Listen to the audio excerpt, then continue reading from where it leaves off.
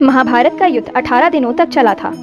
युद्ध खत्म होने के बाद कुरुक्षेत्र के मैदान में चारों तरफ खून से लथपथ सैनिकों की लाशें, टूटे हुए रथ आदि पड़े थे। चारों ओर विनाश ही विनाश दिखाई पड़ रहा था। उसी भूमि में द्वापर के सबसे महान योद्धा भीष्म पितामह शरशैया पर पड़े सूर्य के उत्तरायण होने की प्रतीक्षा कर रहे थे। तभी उनके कानों में एक शहद सी मीठी ध्वनि पहुंची। वो ध्वनि और किसी की नहीं, स्वयं श्री कृष्ण की थी। वह बोले, प्रणाम पितामह। यह सुनकर भीष्म के होठों पे मुस्कान आ गई।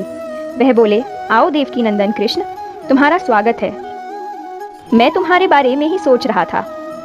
इस पर कृष्ण बोले कि मैं क्या कहूँ पितामह, अब तो मैं आपसे ये भी नहीं पूछ सकता कि आप कैसे हैं।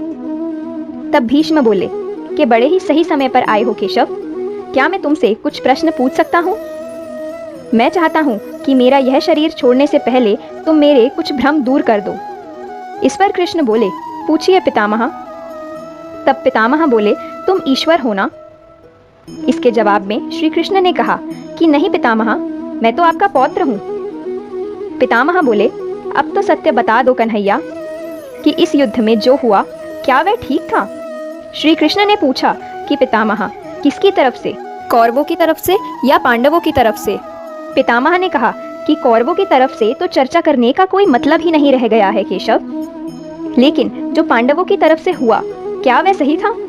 जैसे आचार्य द्रोण का वध, दुर्योधन की कमर के नीचे प्रहार, दुशासन की छाती चीर देना, निहत्थे कर्ण का वध कर देना, क्या यह सब उचित था केशव? श्री कृष्ण ने जवाब दिया कि इसका उत्तर मैं कैसे दे सकता हूँ पितामह? इसका उत्तर तो उन्हें देना चाहिए जिन्होंने यह सब किया है। मैं तो इस युद्ध में कहीं था ही नहीं।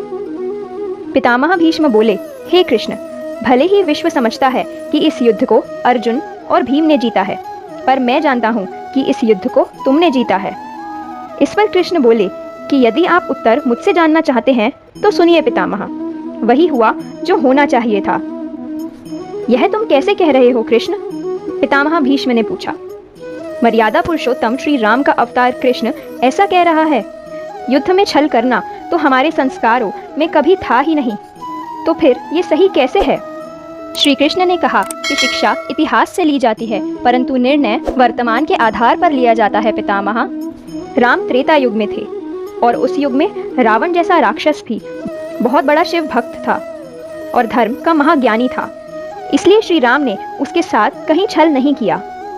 लेकिन द्वापर युग में कंस, जरासंध, शकुनी, दुर्योधन जैसे कपटी लोगों के लिए हर छल उचित है, क्योंकि पाप का अंत होना आवश्यक है, फिर चाहे उसके लिए जिस भी तरीके को अपनाना पड़े। पितामह बोले, तो क्या आगे चलकर आपके इन निर्णयों के कारण भविष्य पर गलत प्रभाव नहीं पड़ेगा केशव? क्या भविष्य इसका अनुसरण नहीं करेगा? और अगर ऐसा होगा तो क्या वह सही होगा? श्री कृष्ण बोले कि भविष्य तो इससे भी ज्यादा नकारात्मक होगा पितामह।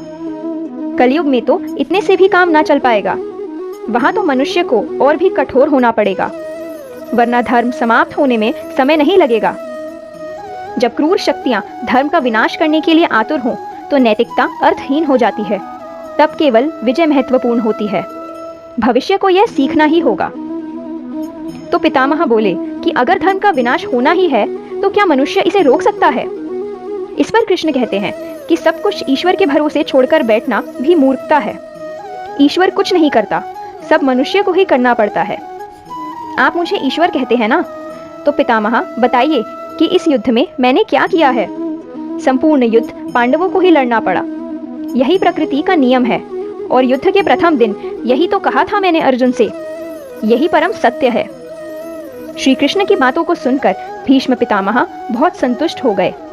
उनकी आंखें धीरे धीरे बंद हो रही थी। उन्होंने कहा कि हे कृष्ण, आज यह पृथ्वी पर संभवतः मेरी अंतिम रात्रि है, कल सुबह चले जाना होगा। अपने इस अभागे भक्त पर कृपा करना है कृष्ण। और इसी के साथ श्री कृष्ण ने भीष्म को प्रणाम किया और वह युद्ध भूमि से चले गए। किंतु वहां से जाने से पहले श्री कृष्ण पितामह भीष्म से हुए इस संवाद के रूप में आने वाले भविष्य को एक बहुत ही महत्वपूर्ण ज्ञान दे गए कि जब क्रूर शक्तियां अपने चरम पर पहुंच जाती हैं और सत्य व धर्म का विनाश करने लगती हैं, तब नैतिकता पूर्णतः अर्थहीन हो जाती है।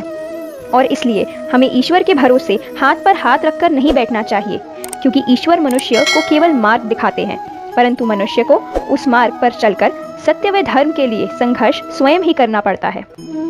इस बारे में आपके क्या विचार हैं, कमेंट करके ज़रूर बताइएगा। साथ ही अगर आपको ये वीडियो अच्छा लगा हो तो वीडियो को लाइक करें, शेयर करें और साथ ही हमारे चैनल को सब्सक्राइब करके बेल आइकन को प्रेस करें ताकि ऐसी इंटरेस्टिंग वीडियोस का नोटिफिकेशन सबसे पहले आप तक पहुंच सके। धन्यवाद।